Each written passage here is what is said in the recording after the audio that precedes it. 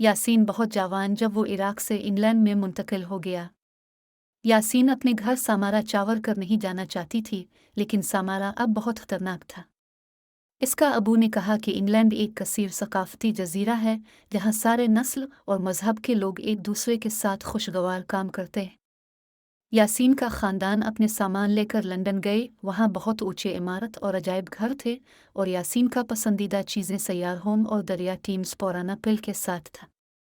यासीन का जे वक्त के बाद अपनी पड़ोसी के साथ दोस्ती हुई, इसका नाम था गैंड्रो। पूरी गर्मियों की ततीलात वो दोनों पार गए, चिड़ियाघर गए। गैंड्रो ने यासीन के साथ अपने खिलौने खेलने दिया और अपने पसंदीदा सुपर हीरो के बारे में बताया, और दोनों ने यासीन की बाग में कैंप बनाया। दिन पर दिन यासीन लंदन को घर समझ लगा और उसका इंग्लिश बेहतर होने लगा, मगर वो अभी बोलने में कमी थी और इसीलिए शर्मिंदा महसूस हुआ। जब सितंबर हो, यासीन को स्कूल जाना ज़रूरी था, इसलिए वो उदास हुई, लेकिन इसका अबू ने बताया तालीम बहुत ज़रूरी है। बाद में यासीन को पता चल गए कि वो एंड्रो का कलिश में होंगी।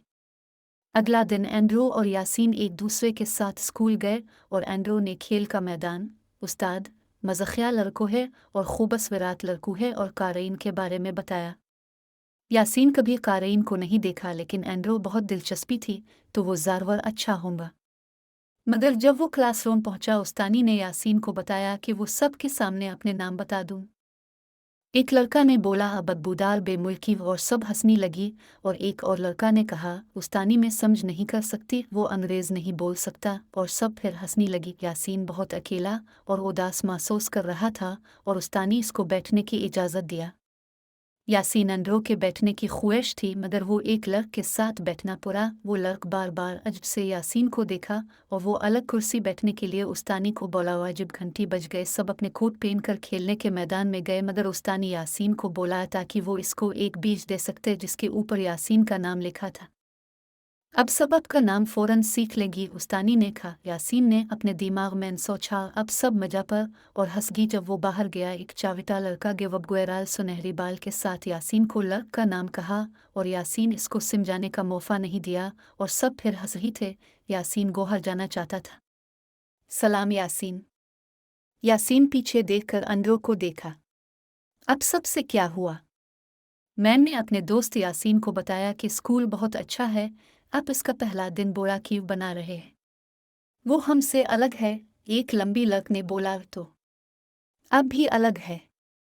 अब पूरा स्कूल में सबसे लंबी है, और जब लोग अब के बारे में मज़ाक बनाते हैं, अब उदास हो जाती ही। और अब एंड्रो गेवबगुएराल बाल लड़का को देख रहा था। अब उदास होते हैं जब लोग अब का बाल लड़क का बाल बोलते हैं। हम सब अलग हैं, और अगर हम सब एक दूसरे की तरह होते हैं तो ज़िंदगी कैसी हवनगी।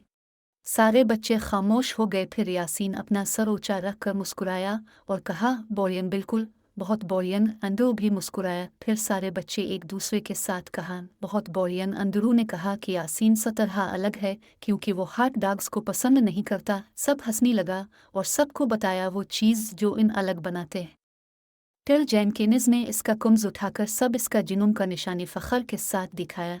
जब खेलने का वक्त ख़त्म हुआ, एंड्रो ने हाथ उठाकर उस्तानी को पूछा, क्या हम इस लोगों के बारे में बात कर सकते हैं जो दूसरे मुल्क से इंग्लैंड एक नया ज़िंदगी शरा करने के लिए, मेरा दोस्त यासीन की तरह?